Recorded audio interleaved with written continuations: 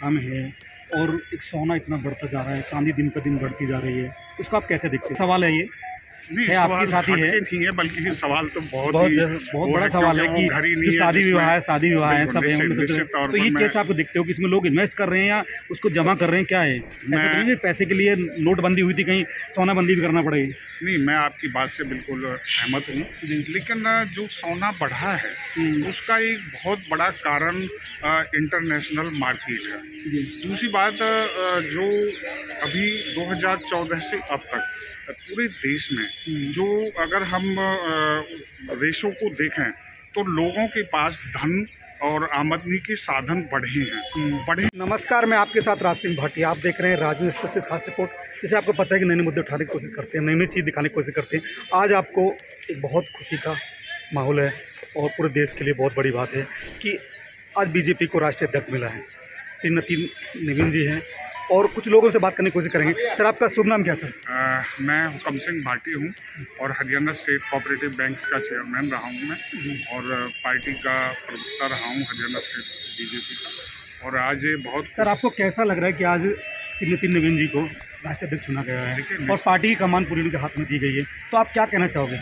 निश्चित तौर पर एक बहुत ही खुशी का लम्हा है और इससे भारतीय जनता पार्टी को और कार्य में और ज़्यादा गति मिलेगी। युवाओं का, हमारे नितिन नवीन जी युवा नेता हैं और वो कई बार विधायक रहे हैं, पार्टी के पदाधिकारी, बहुत वरिष्ठ पदाधिकारी रहे हैं। नेचुरली वो युवाओं का नेतृत्व करते हैं और पार्टी को काम की बहुत अधिक गति मिलेगी और निश्चित तौर पर भारतीय जनता पार्टी पूरे देश में, और मेरे तो हरियाणा प्रदेश में हम तीसरी बार सरकार में हैं। जहां हमारी सरकारें नहीं है, जैसे पश्चिम बंगाल है, निश्चित तौर पर नितिन नवीन जी के नेतृत्व में हम पश्चिम बंगाल भी जीतेंगे। सर, आपसे मैं पूछना चाहूँगा कि माननीय प्रधानमंत्री मोदी जी ने अध्यक्ष बहुत रहे हैं, सबका नाम भी लिया और लास्ट में कहा कि नितिन जो नवीन जी है वो हमारे बॉस हैं, उसको आप कैसे देखते हो? एक शब्द में पूरा पार्टी को ऐसे मतलब इकट्ठा कर दिया, तो उसको आप कैसे देखते हो? देखिए, निश्चित तौर पर भारतीय जनता पार्टी एक जो है वो नेतृत्व के अधीन चलने वाली पार्टी है। हमारा अब नेतृत्व नितिन नवीन जी के पास है, युवा हैं, तो निश्चित तौर पर वो हम सब के बॉस ही हैं। जो हमारा जो भी अगुवाई करे वो आयु का भी नहीं है, पद का भी नहीं है, क्योंकि अब पार्टी सबसे बड़ी है। देखिए, वैसे भी देश में सबसे पहले देश है, फिर हमारी पार्टी है, फिर हम हैं, और निश्चित तौर पर पूरी भारतीय जनता पार्टी देश में माननीय नितिन नवीन जी के नेतृत्व में काम करेंगे, तो निश्चित तौर पर बॉस हैं। और एक बहुत छोटे से शब्द में पूरा जो है अर्थ माननीय मोदी जी ने सबको समझाया है। सर, आप चुनौतियाँ बहुत हैं, बंगाल है, अभी केरल है, उनको कैसे नितिन नवीन जी क्या नैया पार लगा पाएंगे? निश्चित तौर पर देखिए, कोई कभी भी कोई आदमी भारतीय जनता पार्टी में नहीं लड़ता, सब मिलकर के लड़ते हैं। और निश्चित तौर पर भारतीय जनता पार्टी के कुछ मानक जो है तय हैं, जिसके ऊपर भारतीय जनता पार्टी काम करती है। और पूरे देश में जो हमारी सरकारें आई हैं वो काम के आधार पर हमने रिपीट किया है। आप गुजरात देखिए, चौथी पांचवी बार सरकार बनी है, छत्तीसगढ़ में बनी है अब हमारी, और राजस्थान है, मध्य प्रदेश है, हरियाणा में तीसरी बार सरकार बनी है। तो डिलीवरी ऑफ वर्क हुआ है, जो डिलीवरी ऑफ वर्क है वो लोगों को पसंद आया है। आज युवा है, महिलाएं हैं, हमारे जो किसान हैं, व्यापारी है, सभी भारतीय जनता पार्टी को जो है पसंद करते हैं। कारण है कि डिलीवरी ऑफ वर्क हर क्षेत्र में हुआ है। और दूसरी बात, मोदी जी ने जो 2014 में कहा उस सब को बिल्कुल बेस ज़मीनी स्तर पर काम करके उसको लोगों को उसका फ़ायदा दिया है और आज लोग मानते हैं। चाहे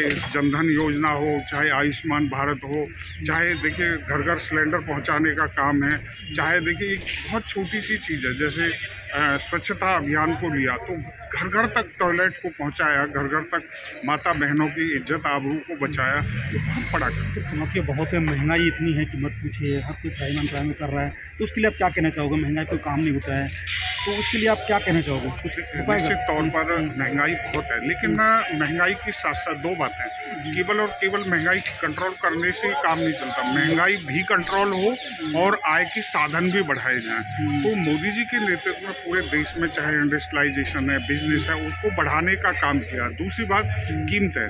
अगर मैं अपने हरियाणा में देखता हूँ, मेरे यहाँ खाद बीज और उसकी इतनी मार रहती थी कांग्रेस के समय, आज कोई उसकी मार बाजार नहीं है, कंट्रोल्ड है, रेट जितनी भी है कंट्रोल्ड है। वो ऐसा नहीं है चीनी आज 32 रुपये किलो है, अगले दिन 40 रुपये, नहीं, जो रेट है वो बिल्कुल स्टेबल है। हाँ ठीक है, महंगाई है, महंगाई समय के अनुकूल भी है और निश्चित तौर पर सरकार की कार्य योजना है कि इसको कंट्रोल में रखा जाए। और अभी इंडेक्स पीछे आया है जिसमें महंगाई दर बढ़ी तो है लेकिन उतने बड़े रेशो से नहीं बढ़ी जिसके लिए मतलब अगर कहीं कोई सरकार को दोष दिया जाए। निश्चित तौर पर सरकार इसमें काम कर रही है। सर एक और सरकार अभी सत्ता में है और एक सोना इतना बढ़ता जा रहा है, चांदी दिन पर दिन बढ़ती जा रही है, उसको आप कैसे देखते हैं? सवाल है ये नहीं, है आपके साथ ही है, नहीं है, बल्कि सवाल तो बहुत बड़ा सवाल है कि शादी विवाह है सब है, तो ये कैसे आपको देखते हो कि इसमें लोग इन्वेस्ट कर रहे हैं या उसको जमा कर रहे हैं, क्या है? ऐसा तो नहीं पैसे के लिए नोटबंदी हुई थी, कहीं सोना बंदी भी करना पड़ेगी?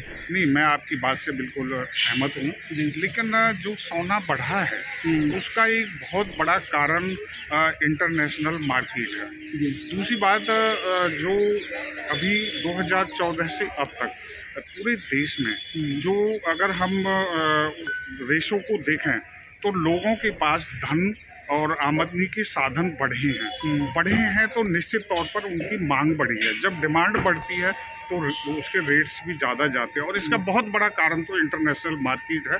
और निश्चित तौर पर देश हमारा तो इस तरह का है, भाई सोना है तो शादी में इस्तेमाल करेंगे, दिखावा भी करेंगे, नहीं है तो हमारा समाज तो हर तरह से जीना जानता है। और निश्चित तौर पर है वैसे ही कि ये चिंता का विषय तो है। यही कहना है कि चिंता का विषय है, अगर इस पर भी काम किया जाएगा।